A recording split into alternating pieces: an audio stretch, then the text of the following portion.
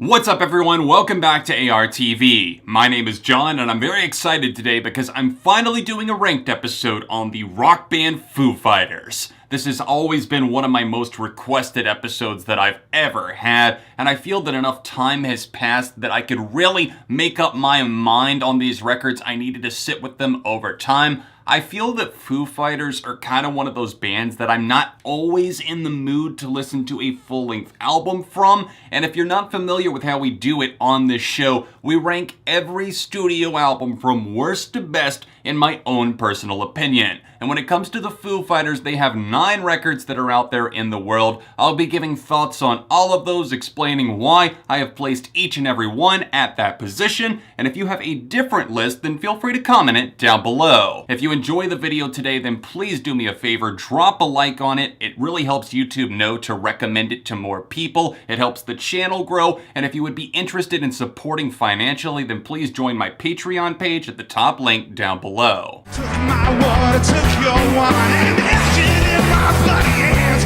My vital bones are rubber bands. Wash them in the muddy water, looking for a dime without a quarter. Alright, someone had to finish in last place, and if it had to be anyone at all, which it does, I'd give it to Sonic Highways, easily their most underwhelming and widely dispersed record to date. Now, when I say widely dispersed, I quite literally mean that because it was recorded in 8 different cities from Seattle to New York across the United States. Each song is stamped with lyrical odes that are meant to stand as representation for each of the cities that they visited and recorded in. That's a genuinely brilliant, wonderful idea. Sounds great to me. Now, how do we go about making the record sound great? Well, I think that's kind of where the problem started in a way. They ran into scheduling issues as they stopped in each city, and finding a studio or else setting up a makeshift one while bringing outside guests from the cities in was a little bit too complicated, and it shows on this album. I think Dave got too caught up in studying the literal history of the locations rather than actually taking some time to live and breathe the culture. I don't doubt that they had been to all of these places prior to the recording of Sonic Highways, but sadly for us, it just didn't translate into a compelling listen. Hey, at least it's not terrible, and I'm glad that the Foos don't have a terrible album to their name. With hits like Something for Nothing leading the charge here, I'd say cherry pick a few songs off and then run. No one's gonna judge you, except for Dave Grohl. He's gonna be super pissed that you didn't love his genius idea.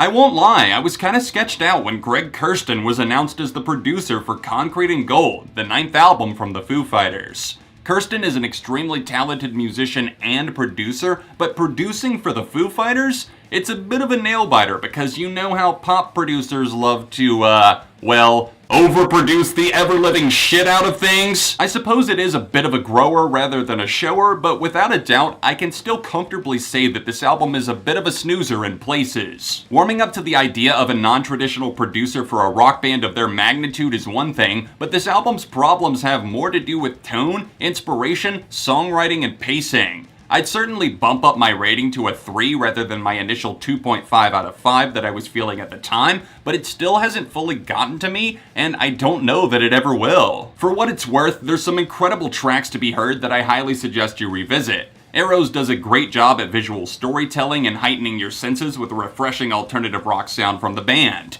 The Sky is a Neighborhood always gets my heart pounding, and Run is a fantastic fake-out that has you thinking it's gonna be all light on its feet and shit before screaming in your face and laughing maniacally. The drumming and guitar work really impresses me on that cut. The band are really still giving it their all to make a song like this work, and it shows. Let's throw some love to Sunday Rain with drummer Taylor Hawkins singing too. That totally grew on me, and it's great to see other members of a band getting another shot at doing leads. Concrete and Gold is somewhat forgettable, although not at all awful. It does have a few moments that kind of make me sit back and scratch my head and wonder what the decision-making process behind it was, but overall, there's definitely some tracks that I'd come back to, and I'm honestly interested to see how they evolve and grow from here.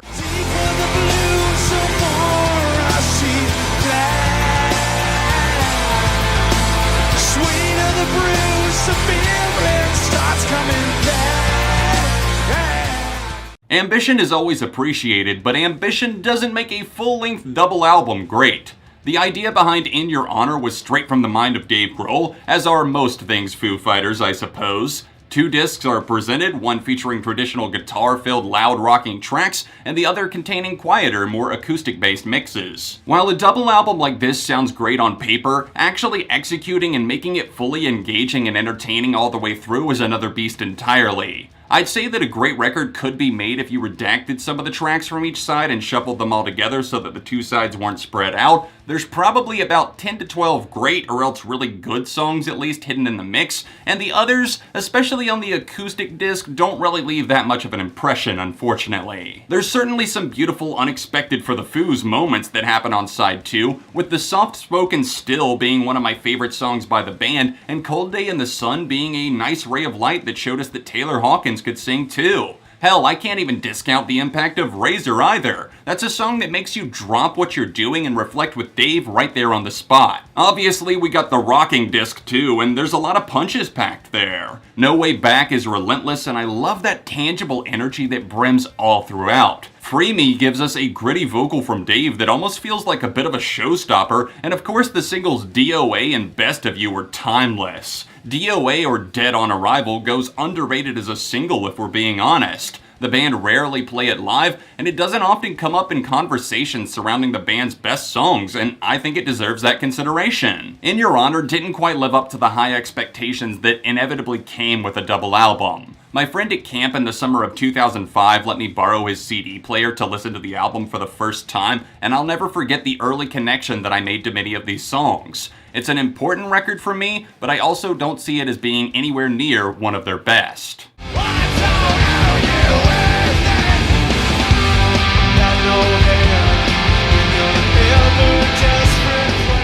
Dave Grohl had a mountain to climb when it came to getting a grip on reality and moving forward with music after his former Nirvana bandmate Kurt Cobain died by suicide in 1994. How do you cope with the loss of one of your best friends? What gives you the will to carry on with your life? Well, as a musician like Dave would probably tell you himself, music is the great healer and motivator. When he found himself down and out, not really knowing what direction to take, music opened another door for him. Not wanting to attract the attention of the press just based on his name alone, he quietly assembled a cassette tape demo of music that he later released as the self-titled album Foo Fighters. Dave played everything on this record himself, which makes it all the more impressive. We're talking drums, bass, guitar, vocals, all of that by Dave Grohl, the absolute mad lad. The only additional musician for any part of the entire 12-song record was a guitar part by Greg Dooley of the popular 90s band The Afghan Wigs on Ecstatic, one of my personal favorites from the LP. I do think that the self-titled album is a bit front-loaded considering how hard or else catchy the first 5 songs go. I already mentioned Ecstatic killing it in the second half, but outside of that and maybe a couple of others, the greats like Alone plus Easy Target or I'll Stick Around or Big Me hit near the top of the release.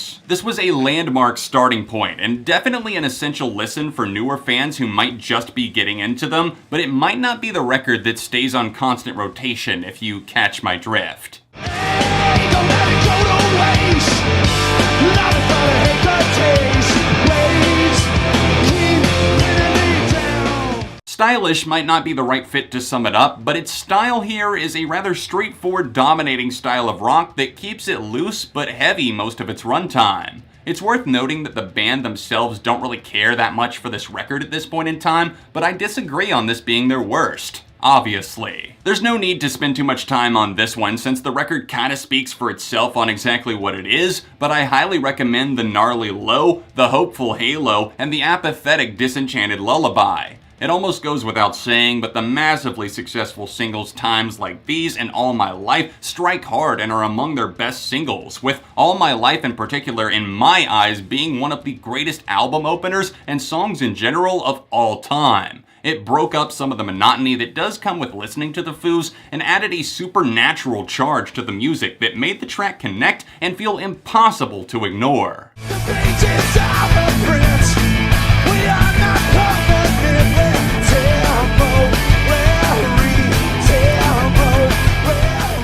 You know how we just talked about the band getting ambitious with In Your Honor and how it didn't entirely work out? Well, Dave Grohl had a little chat with RCA President Clive Davis, who said to Grohl something to the effect of, "You know you can do both things, heavy and soft, on one record, right? Combine elements." Apparently that blew Dave's mind, and he got started on what is now known as Echo, Silence, Patience, and Grace, an album that incorporates both heavier and more mellow elements. The great thing about this album is its abundance of variety. You want a hard-rocking song, no questions asked? Erase, Replace, or The Pretender, easy. Slow build with a huge payoff? Look no further than Let It Die, which happens to be my favorite, or Come Alive, a song which has one of the best Foo Fighters riffs ever. The album has some real treats that I missed out on for quite some time. There were always standout moments that I had picked off and circled back to over the years, but it wasn't until I really started diving into their discography in preparation for this video that I got this album, I suppose. With the amount of pace changes they slip in, you'd think it would feel like a bumpy car ride, but I really don't feel that way. A few skippables are present, namely Statues and Summer's Inn. It's all worthwhile in the end though, as some of their greatest songs live here, and we get to see a sonic evolution that works out more often than not, and even when it's not all that interesting, you can tell that they genuinely wanted to at least make the songs that we're hearing.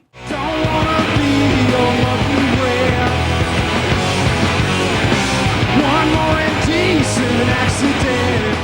The definitive quintessential Foo Fighters record is here, ladies and gents, and even though it doesn't quite top my list, that doesn't mean that I don't love and recognize the importance of the color and the shape. The minute Dave Grohl wrote Everlong and showed it to the rest of the band, they knew that something cool was happening. This is a Foo Fighters defining moment right here, a true ace up the sleeve that let people know that they were a full-fledged band and not just Dave anymore. They would not go quietly into the night as just another grunge or post-grunge outfit. Not that the Foo Fighters would ever go anywhere quietly. We're talking about the band whose concert in New Zealand caused earthquake-level tremors because of how loud they got. Anyways, the LP is stuffed with classic Foo Fighters jams. You'd be a fool to skip out on the full experience. Hey Johnny Park hasn't aged a day like an old friend that you can pick up with right where you left off. February Stars showed us their willingness to slow it down with a touch of serenity. See You goes underrated as a fun sing-along, and I'd be shooting myself in the foot if I didn't tack on praise for the absolute genius that is Everlong. The color and the shape blends rock tracks that make you relate or feel good in some way with a surprising amount of depth along the way. It's considered one of the most legendary albums of the 1990s for a reason, my friends. Dust off your copy or give it a stream now to revisit this shining star, a landmark moment in modern rock music.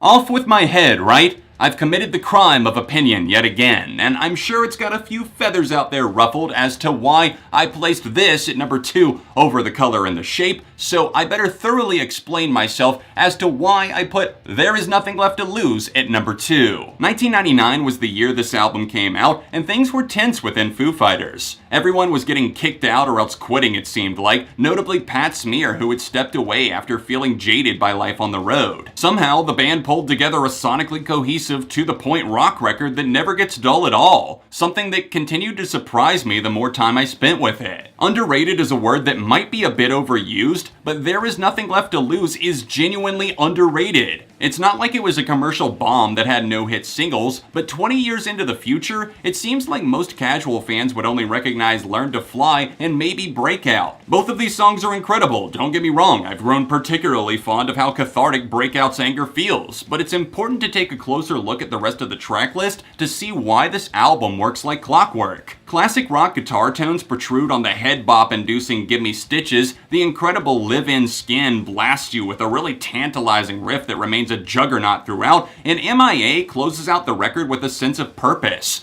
Grohl's in control, calling the shots, get in line, and rock out as you see fit. This album has an inspiring consistency that helped it inch just a hair ahead to the number 2 spot. It's heavy but takes time to reflect, impactful but occasionally reserved. You can't deny the importance of a track like Aurora from this record either, as they managed to walk the line between heartache, stylistic shifts, and sounding like the Foo Fighters. Hell, even Generator deserves some more respect on its name. Dave made that talk box work so well as an extra vocal layer to complement the guitars. There Is Nothing Left to Lose deserves more recognition for what it managed to be as a record.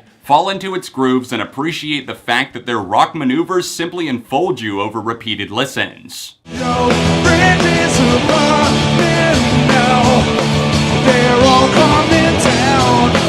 It's all coming around. There's something so incredibly special about seeing the fruits of your labor come to fruition in music. The fruit in our basket in this metaphor is Wasting Light, the 2011 record recorded entirely to tape without any digital alterations whatsoever. Considering this album was created in the digital age, that process was virtually unheard of as overdubs and autotune run rampant, and the art of nailing a song or a vocal track in one take is considered nearly impossible. The odds may have been against them, but the Foos and producer Butch Vig somehow pulled through with a classic-sounding rock record full of heart, depth, and anger. In my eyes, this is without a doubt their best and most fully realized album. It's the only one that they've delivered to date that I give a perfect score to, and it's still capable of dropping jaws with just how kinetic its energy and spirit are. Wasting Light is an electrifying, heart-stopping, fist-pounding listen from cover to cover, truly living up to the album's name. Dave wrote the lyrics of this record about his own past and potential future, making it a very thoughtful album when you break it down to just the words on paper.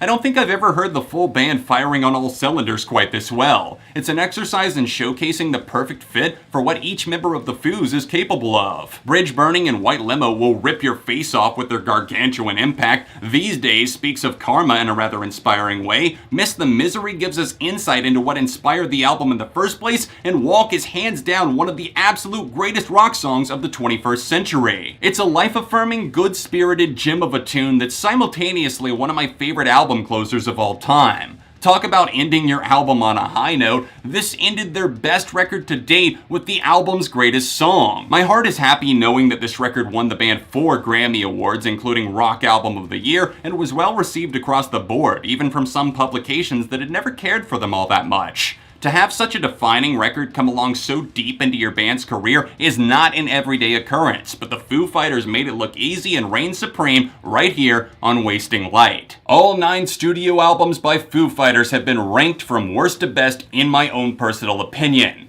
What did you think of my list, and how would you rank the albums? Let me know with a comment down below, and also leave suggestions for future episodes that you'd like to see of ranked. I'm planning episodes for Cage the Elephant, 21 Pilots, and Sum 41, which will come out after the release of their new album. Other than that, please drop a like on this video and subscribe for the love of music. The best way to help support ARTV and the content that's uploaded to both channels is by supporting financially over on Patreon. It helps harder, time-consuming videos like this get made each and every month. Tap the top link down below or else the annotation in the corner. You can catch the last episode of Ranked by tapping right over here, or tap here for another Foo Fighters review. Other than that, all of my socials can be found down below, and I'll see you soon for more right here on ARTV.